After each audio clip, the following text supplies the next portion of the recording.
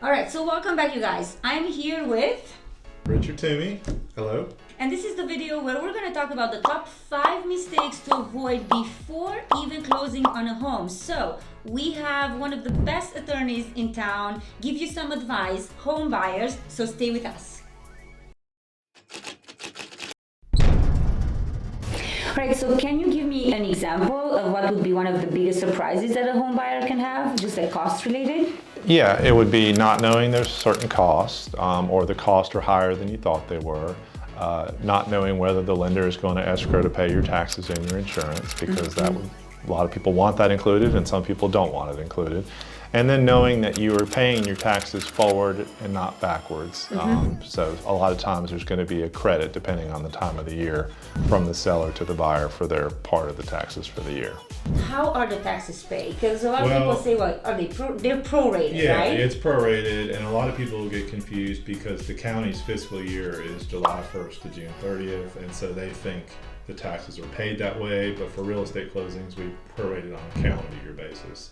So a lot of times someone might think they're paid, But they're not paid. So Yeah. it's just important to know when the taxes are being paid and how much. Absolutely.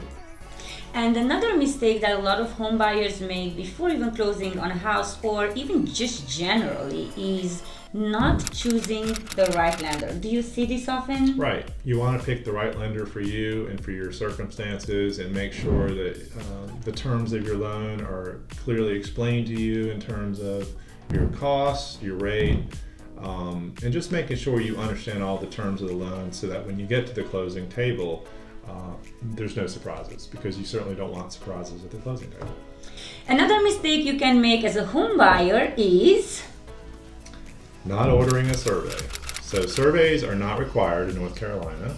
They're optional. It'll only cost you $450, $500, and it's well worth it because you want to know where your home is. You want to know your boundary lines. You want to know that your neighbor hasn't built a fence or their driveway or anything like that over the property line. And those things come up after the closing, and it will cost you money if you haven't had a survey done prior. so what would be the fourth mistake that you see a lot? It would be making sure that you're present for your inspections, because it's important that you understand what, if anything's wrong with the property, and understanding the due diligence process that our contract allows. And Yolanda can explain more about the due diligence process. All right, just like Richard said, buyer be aware. This is what the state of North Carolina is all about. So in other words, please be at the inspections and make sure before you even get to the stage, you are aware of the fact that if we find something at the inspection, we really need to negotiate strong in order to make sure that you get your money, maybe for some items that you want to repair or whatever the case is, because you could be losing your due diligence funds in case you want to walk away. So that is something that is extremely important that we can talk about in another video. All right, so what is the fifth mistake, Richard, that you see home buyers make before actually closing on a house? Understanding the terms of the contract, making sure you understand the dates, the time frames, when you can cancel, when you can't cancel. Also know that you have the 7-day grace period to delay the closing if for some reason your loan documents don't come through. But after that, the sellers can terminate the contract and you pretty much lose your money.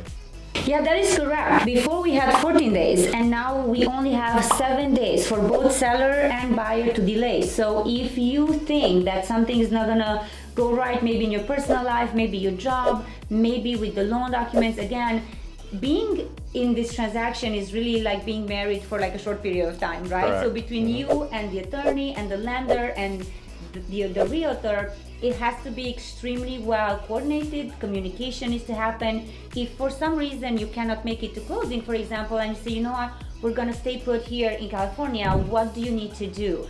Right, we need to notify Richard right away and say, Richard, they can't make it in person. Then Richard needs to send the package. We would send the documents to you. Absolutely, they need to be signed in front of a notary. And then the package needs to come back the same day. They need to, you know, they might not be able to record. So there's all these delays and things and terms of the contract that need to be explained, and you really need to be aware of them so you won't be in default. Right. All right. So these are the top 5 things, and in our opinion, most important things that you need to know as a home buyer before even closing on a house. We do have additional videos that you can click on, very informational. We do post one long video every single week and some other shorts throughout the week. So thank you so much, Richard. Thank you. Appreciate it. With any questions, Richard's information is going to be right there in the description, so feel free to ask him anything that you might need. Thanks again for watching, and cheers till the next Bye-bye. video. Bye.